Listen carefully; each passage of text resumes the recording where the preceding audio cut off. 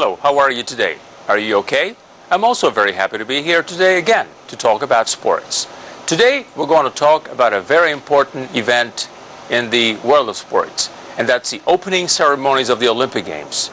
I'm sure all of you have seen at least once the opening of the games, and you have enjoyed, the show, all the, the participants parading at the beginning of the Olympics, and also the speeches that have been, delivered by important personalities of the Olympic world.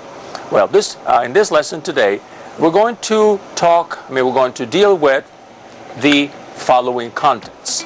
We're going to be talking about the Olympic oath, el juramento olímpico, the Olympic oath, and the Olympic Games opening speeches, los discursos de apertura, all right? So that's what you would call, in Spanish, Olympic Games opening speeches. The word opening, vamos a verlo en pantalla, the word opening significa apertura, inauguración in this case, all right?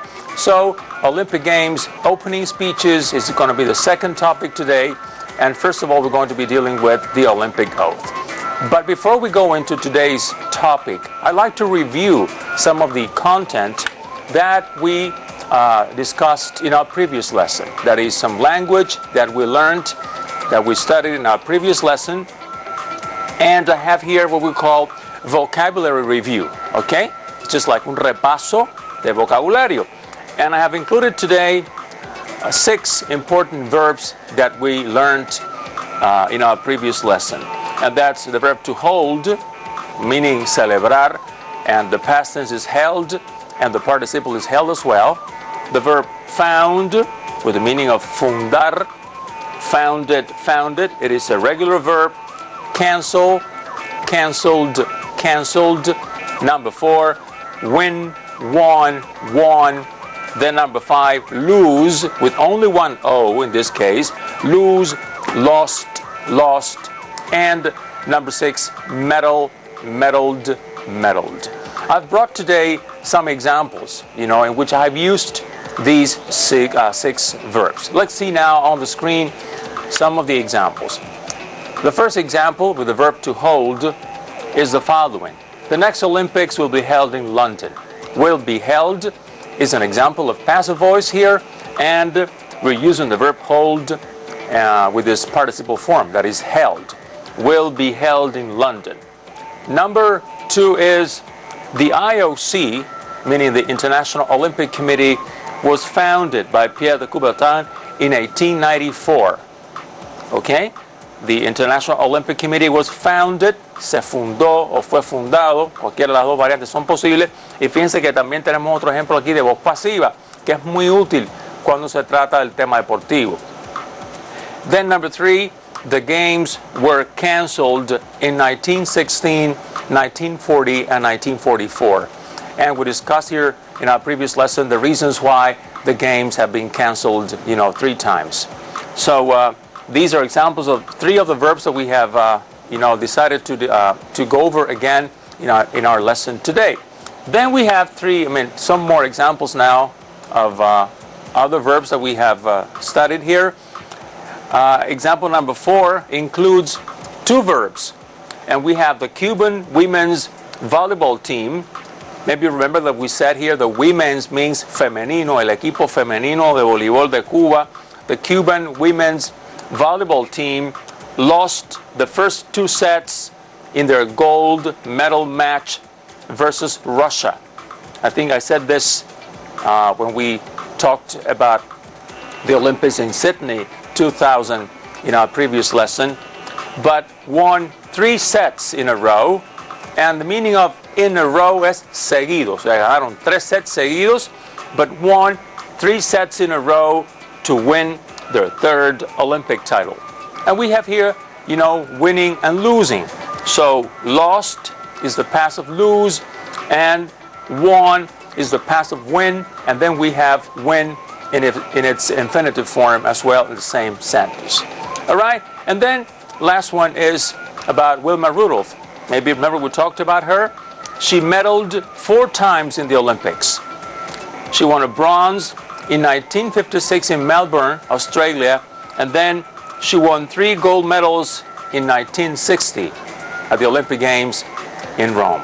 All right? So these are some examples of the language we learned in our previous lesson, and I just wanted to go over it again today so that you remembered some of the contents of our previous lesson.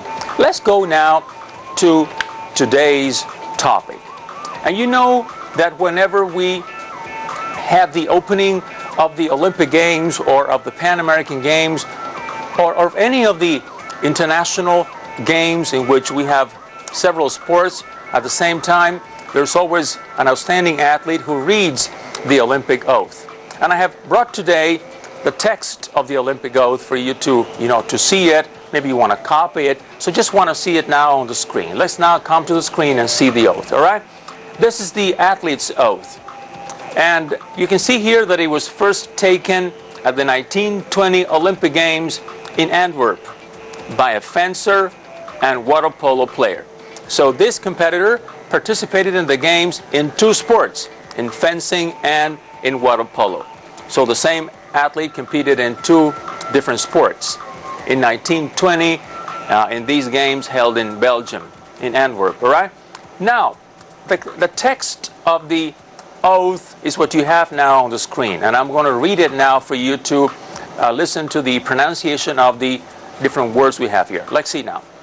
In the name of all the competitors, I promise that we shall take part in these Olympic Games, respecting and abiding by the rules which govern them, committing ourselves to a sport without doping and without drugs, in the true spirit of sportsmanship, for the glory of sport and the honor of our teams.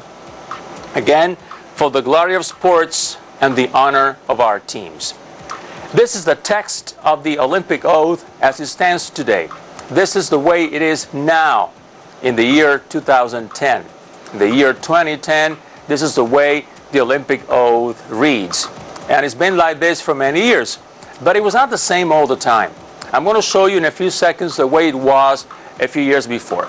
I just want you to copy now this text because I want to be working with it, right? Vamos a copiarlo porque le voy a explicar un poco el vocabulario que aparece también en este juramento de los atletas en los Juegos Olímpicos, porque hay muchas palabras que estoy seguro que ustedes no conocen o al menos no la tienen a un nivel de vocabulario activo para poderla utilizar constantemente. So again, in the name of, en nombre de, I think it's the same as you would say because it's very similar to Spanish. In the name of all the competitors, I promise, and look at the spelling of promise. I'm sure you know what it means because it's similar to Spanish. In the name of all the competitors, I promise that we shall take part in these Olympic Games. We shall take. Similar to we will take part is an indication of future here. All right? And it's used normally in documents like this one, like official documents. It's not the language you would use when you're talking. Using everyday language, you would use will mainly. Then we shall take part. Take part, tomar parte. In these Olympic Games, respecting and abiding by the rules. To abide by means cumpliendo, rigiéndonos por the rules which govern them. Govern, similar to Spanish, las reglas que gobiernan los juegos, okay? Committing ourselves, comprometiéndonos. That will be the translation into Spanish. Committing ourselves. And look at the spelling of committing. A lot of double, consonants here. Committing, double M, double T, ourselves to a sport without doping and without drugs. Doping and drugs. I am sure you've been able to realize that doping and drugs, these terms were not part of the Olympic oath at the beginning. They have come, they've become part of the Olympic oath lately. And I want to talk about that in a few minutes anyway. So, in the true spirit of sportsmanship, for the glory of sport and the honor of our teams. And look at the spelling of honor. Honor, O-U. Fíjense aquí esta ortografía de la palabra honor, que por supuesto es honor, pero se escribe O-U porque es la variante inglesa, o sea, de Inglaterra, de la Gran Bretaña en general, del inglés. Si fuera el inglés de los Estados Unidos no llevaría la U, se pronunciaría exactamente igual, pero tendría una letra de menos que sería la U. Okay? So that is the athlete's oath. As you can see here, the oath includes most of the, all of the important information having to do with the conduct, with the behavior of athletes when they take part in the Olympic Games. All right? So let's see. Now, let's now discuss the original oath. That is, what the oath was like at the beginning. We said already that the first time that the oath was taken was in the year 1920 at the Olympic Games in Antwerp, right? In Belgium. So before 1920, there was no Olympic oath. The oath came in only in the year 1920 after 24 years of holding the Olympic Games. Now, we swear we will take part in the Olympic Games in a spirit of chivalry, caballerosidad, okay? For the honor of our country and for the glory of sport. It is very similar, but this one is shorter, and there's information that we found in the other one, in the longer one, in the present one, that was not present in the 1920 oath. And we can see here some changes. Number one, at the beginning, it read, we swear, juramos. We swear, and we swear was changed to I promise. So they changed the verb in the year 1961. It was changed from we swear to I promise. The second change is, in the original oath, it read, the honor of our countries, and then it was changed to the honor of our teams. And the reason why it was changed is because the Olympic spirit does not really believe in the importance of countries, separate countries, but actually more in the friendship among athletes. And for that reason, they included teams instead of countries, so that there were no conflicts, political conflicts between countries. And then the last change that was very important, and it came into play in the year 2000, and that was the inclusion in the Olympic oath of reference to without doping and without drugs. You know that in the 1970s and 1980s, there were many cases of drugs and doping, athletes that were found guilty of having taken drugs and the like to enhance their performance at the Olympic Games and other international events. And for that reason, it became necessary to include reference to to doping and drugs and also alcohol in the Olympic oath. All right. So I'm sure you have learned some words. Let's see. Going back to the text of the 1920 oath, there's reference here to chivalry, caballerosidad, and now in the present oath they use the word sportsmanship, deportivismo, espíritu deportivo. All right. So once again, we swear. That's the verb jurar. We swear, and that was changed to I promise. Then the honor of our countries changed to the honor of our teams, and then the inclusion in the year 2000 of reference to doping and drugs. So I think this is a very important part of the Olympic ceremony, of the Olympic opening ceremonies. But there's also here I have some language that I wanted you to discuss, to learn. En el texto aparece, en el texto inicial, un grupo de palabras que yo le traigo sinónimos para que usted las pueda ahora utilizar. Y si usted quiere, por ejemplo, reescribir ese juramento utilizando otras palabras, lo puede hacer con las palabras que están aquí. Por ejemplo, in the name of, it's the same as on behalf of. Behalf y la L ahí no suena, como en muchos casos en la lengua inglesa. So in the name of and on behalf of, they're synonyms. Number two, take part. We shall take part in the Olympic Games, whatever. Now you can say participate or compete. We shall compete, we shall participate, we shall take part. Abide by, same as conform to, or comply with. Es cumplir algo con una regla, con un reglamento, con instrucciones. To abide by, to conform to, or to comply with. 3 different verbs that have similar meanings. And then number 4, a sport without doping would be the same as a doping-free sport. O sea, es otra manera de decir lo mismo, que ustedes seguramente agradecen mucho cuando uno les explica, bueno, esto lo puede decir de esta manera, pero también lo puede decir de otra, porque no, tal y como pasa en español, nuestra lengua española, como la lengua inglesa, y supongo que otras lenguas también, pues hacen mucho uso de sinónimos, es decir, palabras que tienen significados parecidos. Muy pocas veces nos encontramos palabras con significado exactamente igual, porque siempre hay alguna diferencia ligera en la connotación, el contexto en el que se puede utilizar la palabra. O sea que no se puede hablar siempre de un sinónimo 100% igual en su significado, pero que son palabras que se parecen mucho en el significado y que se pueden utilizar en algunas ocasiones indistintamente. Okay, so now we're going to take a look at the judge's oath. What is the meaning of judges? I think we discussed this in one of our previous lessons. Judges are the officials, los jueces de los Juegos Olímpicos. Hoy ustedes dirán, ¿y por qué el profesor está vestido así? Bueno, este es el uniforme de los jueces de los Juegos Olímpicos de Beijing. En este caso, las chaquetas de los Juegos Paralímpicos y las corbatas de los Juegos Olímpicos. O sea, un poco la mezcla de parte del uniforme de los jueces en los Juegos Olímpicos. Ahora es el momento que hay que tomar al profesor, porque si está hablando del uniforme, muchas gracias. Okay, so then, this is the emblem of the Paralympic Games, and this is the tie of the Olympic Games, as you can see here, all right? So it's just part of the uniform of the judges at the Olympics and the Paralympic Games in the year 2008 in China, in Beijing. So then, the judge's oath is similar to the athlete's oath. Vamos a mirar ahora la pantalla un momentico para ver aquí en qué se diferencia uno del otro.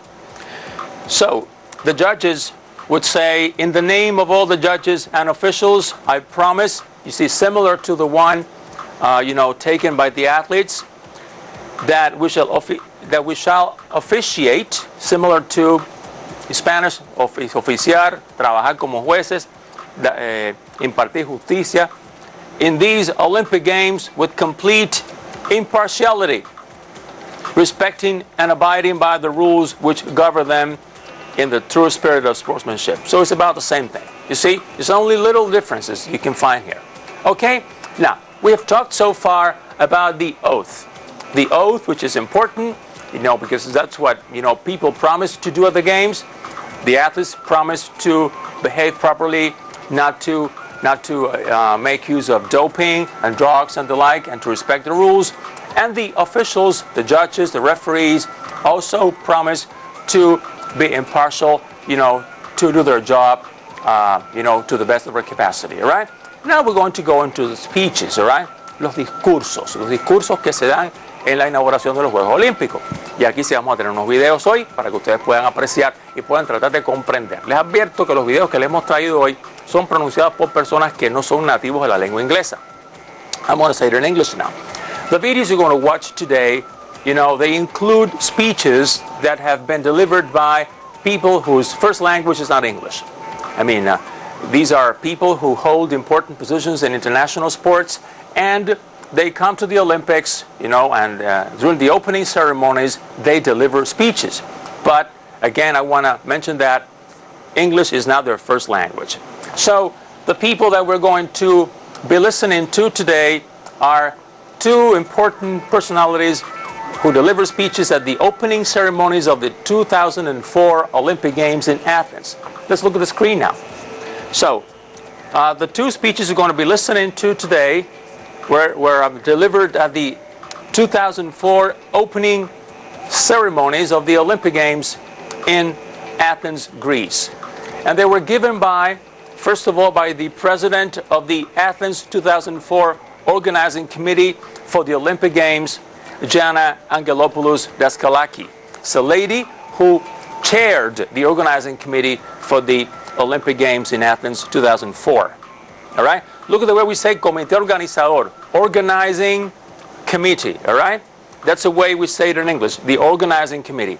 And then we have someone who is, I think, better known, and that is the president of the International Olympic Committee, Jacques Rogue from Belgium. All right. So these are the two people that will be talking, will be delivering their speeches today in our lesson.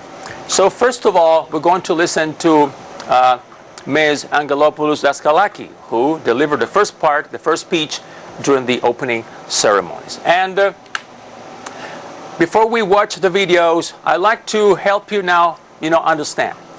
And when we try to understand written text or maybe an audio text, we usually try to predict what's going to happen, what language they're going to use.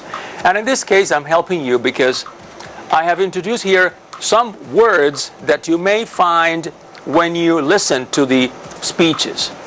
And of course, if the games are being held in Greece, and this lady is the president of the organizing committee, she will welcome the participants. We know that for sure. So she will say welcome. She will use the word athletes for sure. Maybe this lady and also Mr. Rogg will say, we use the word athletes sometime. Of course, they're going to talk about Greece, which is the venue, the host country for the Olympics in 2004. They're going to talk about the preparations in general, okay? Los preparativos, the preparation, los preparativos para los Juegos. Ideals, similar to Spanish. The ideals, is a word that is similar to the word we use in Spanish. The spelling is about the same, only slight difference in pronunciation. Also, achievement, los logros deportivos de los atletas. That's the word achievement. And also very important is the word volunteers, los voluntarios. Without the volunteers, there would be no games. The volunteers play an important role in the organization, and they're always very kind people who work for nothing. I mean, no money, they get no payment for that, and they do a wonderful job, hosting the games and hosting the visitors that come to their countries. Then the words doping, which I think we've used so far, we've used today already, and then the phrase fair play, which means juego limpio. Doping, same as in Spanish. I mean, it's a word that comes from English, and then we use it in Spanish now. Dopaje is also a word we use in Spanish for the same thing. So then, welcome athletes, Greece, preparation, ideals, achievement, volunteers, doping, and fair play. And I want to give you now the first task, okay? Now you're going to watch the video, but before you watch it, I'm going to give you a task because I want you to try to understand what the lady says when she speaks now. So I want you to copy this, okay? I want you to complete this using the right word or words. So I'm giving you here 3 choices. O sea, usted tiene aquí 2 ejercicios que hacer, donde tiene en cada caso 3 opciones para completar a partir de lo que usted escuche cuando esta señora, que es la presidenta del comité organizador de los Juegos Olímpicos de Atenas, hace. Ustedes van a ver solamente un pedazo, un segmento corto de ese discurso, porque es mucho más largo. Sería welcome to the games of the. Ustedes tienen que tratar de entender si dice 38th, 28th, or 23rd Olympiad. And then number 2 is, and now you will, and then you have 3 choices. Become, be kind, be called. Como usted ve, se parece y las 3 son posibles desde el punto de vista gramatical. O sea, no sería bueno que le pusiéramos algo que fuera completamente absurdo y usted inmediatamente se da cuenta que esa no puede ser la opción. O sea, las 3 son posibles desde el punto de vista gramatical. And now you will become, be kind, be called Olympians here in Greece, where the show, all sports, it all began.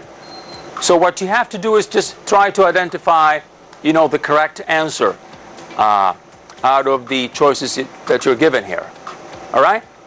I'll give you now 30 more seconds to copy, and then you're going to watch the video. Okay? So let's now finish copying, and then we'll go to the video.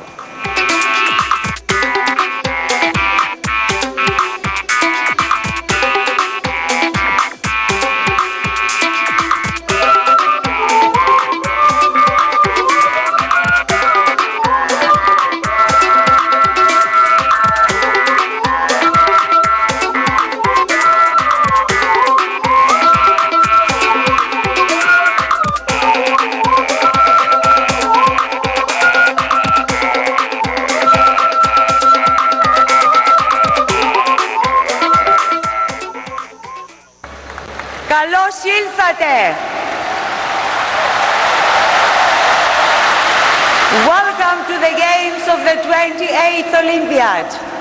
Welcome to a unique Olympic homecoming. Athletes of the world, you are the true and worthy heirs of Corybus.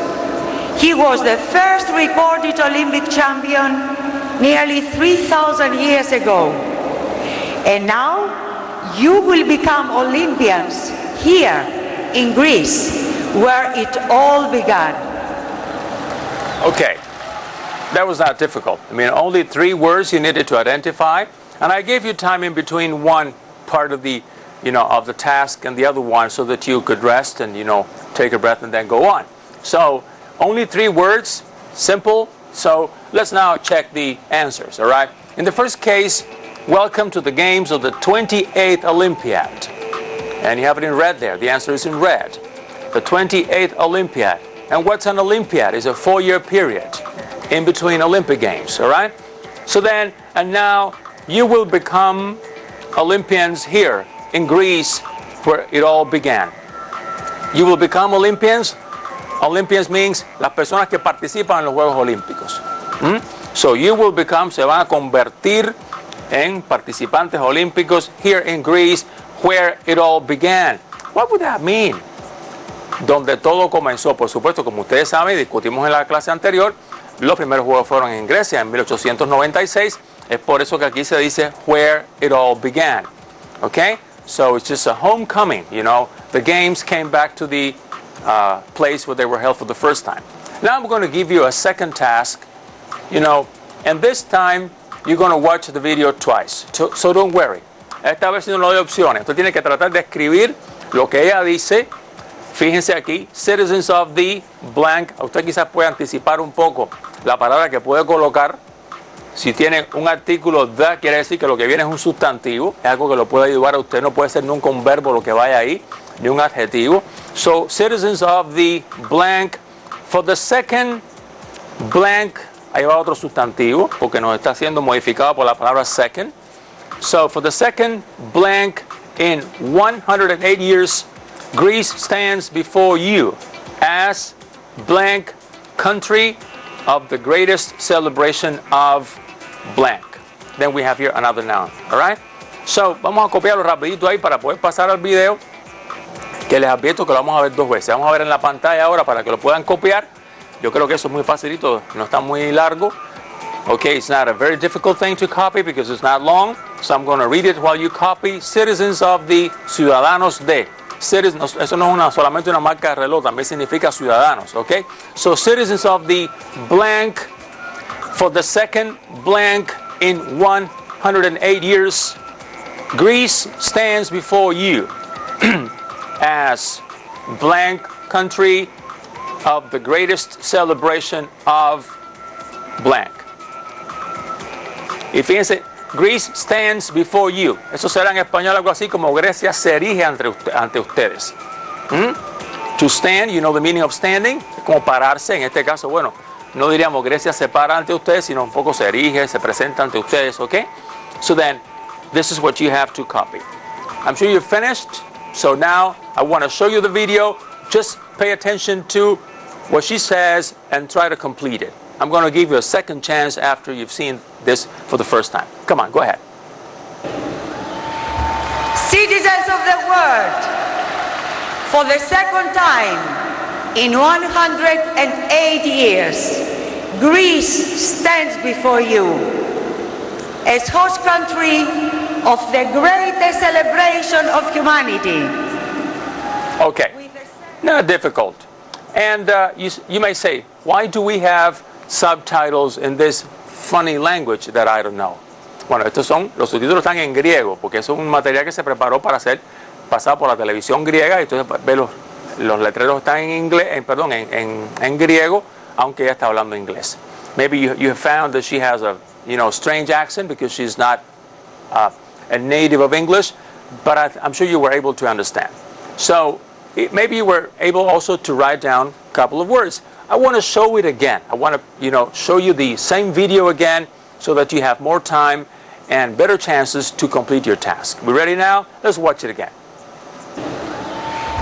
Citizens of the world, for the second time in 108 years, Greece stands before you as host country of the greatest celebration of humanity. Okay, was that difficult? Maybe for some of you, one word may have been a little bit difficult, but I'm sure, as a whole, you managed to complete the task. All right? Let's now go to the screen and watch the answers. All right? So, citizens of the world. Okay? So, here she's not talking to the athletes. She's talking to the world in general, to the spectators who are watching the Olympic opening ceremonies. She's talking to everyone in the world, all right?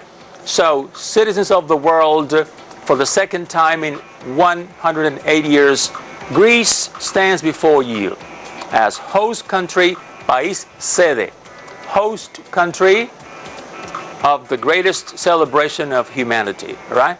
Greatest is a superlative, la mayor, la más importante celebración de la humanidad. So that was the answer. World, time, host, and humanity. And we have the word world. This is a difficult word to pronounce. Y hay muchas personas que tienen a veces dificultades cuando van a pronunciar esta palabra. La palabra mundo en inglés.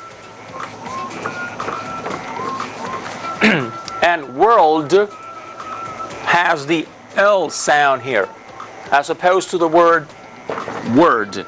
Fíjense, palabra mundo. We have a difference here not only in spelling and meaning, but also in pronunciation. So, world. Eso es lo que ustedes escuchan, la L cuando la estoy pronunciando, world. Si esa L que como que la lengua se enrolla, world.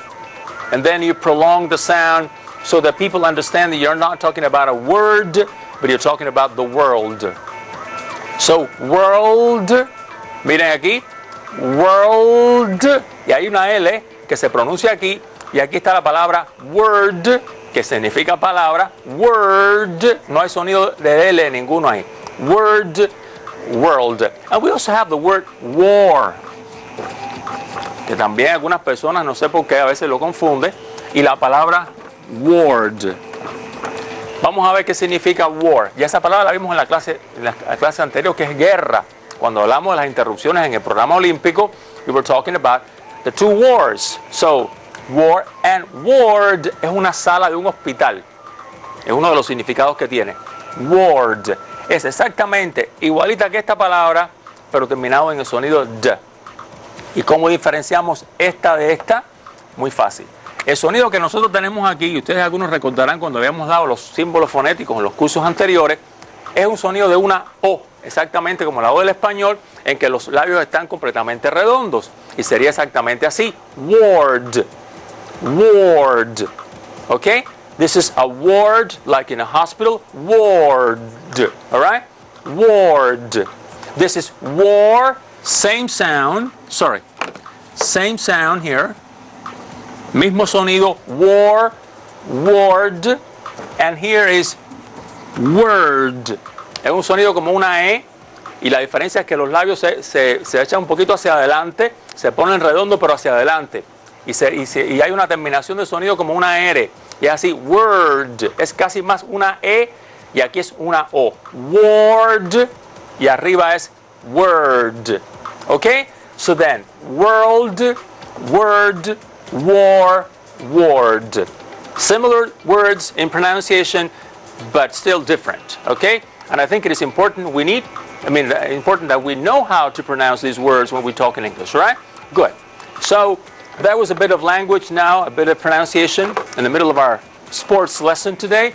And now we're going to go to a second speech. And this second speech will be given by Mr. Jacques Rogge, the president of the International Olympic Committee. And I have here for you some parts of his speech, which I think are important. Maybe you want to copy them. Look at the instruction, copy, and then read as you listen. ¿Qué es lo que queremos que haga? Que usted copie y que mientras después usted lo vaya escuchando, porque es exactamente lo mismo, o sea, no es una tarea en que usted tenga que demostrar comprensión, sino que le sirve para que usted pueda identificar la relación sonido-grafía, es decir, la relación que existe entre lo que se escribe y lo que se dice. Que ustedes saben que en el caso del inglés tenemos a veces diferencias en la manera en que se dice la palabra si usted la ve solamente escrita, porque en muchos casos no hay reglas que puedan decirnos cómo pronunciar una palabra, y eso hemos hablado en muchas de nuestras clases. All right, so copy and then read as you listen. So the first part goes like this. Our thanks also go to the Greek public authorities. Ahí ponemos con la pared donde no debía. Our thanks also go to the Greek public authorities who have created an urban legacy that has transformed Athens. Y fíjense en el uso del presente, aquí del antepresente, en inglés sería present perfect. So our thanks also go to the Greek public authorities who have created an urban legacy that has transformed Athens. Un legado urbano, es decir, en la estructura de la ciudad. Los griegos arreglaron la ciudad de tal manera que se convirtió en algo como dice, transformado, un legado, porque habilitaron la ciudad para los juegos. So then, our thanks also go to the Greek public authorities who have created an urban legacy that has transformed Athens. That's the first part. The second part, thank you to everyone who has supported the Olympic Games, and special thanks to the wonderful volunteers without whom nothing will be possible. And look at this, volunteers without whom, sin los cuales, without whom nothing will be possible. I think we talked about the volunteers already today. So take 1 minute to finish copying this, and then you're going to watch the video in which he says all this. Come on, let's copy.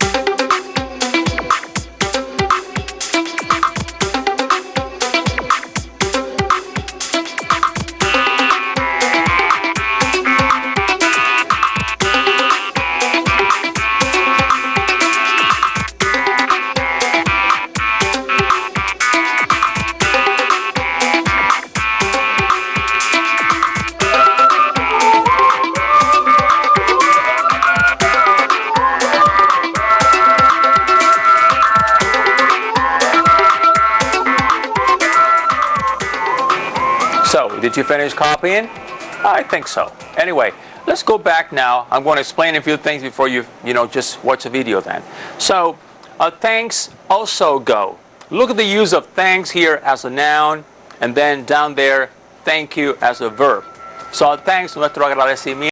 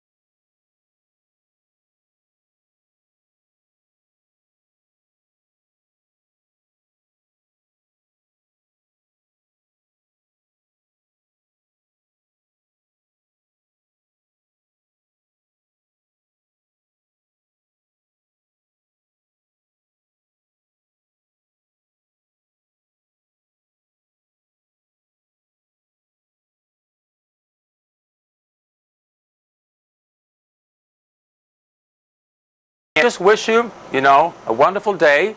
I wish you, some hours of study as well. And, I'll be seeing you some other time in another English lesson here on television. Goodbye.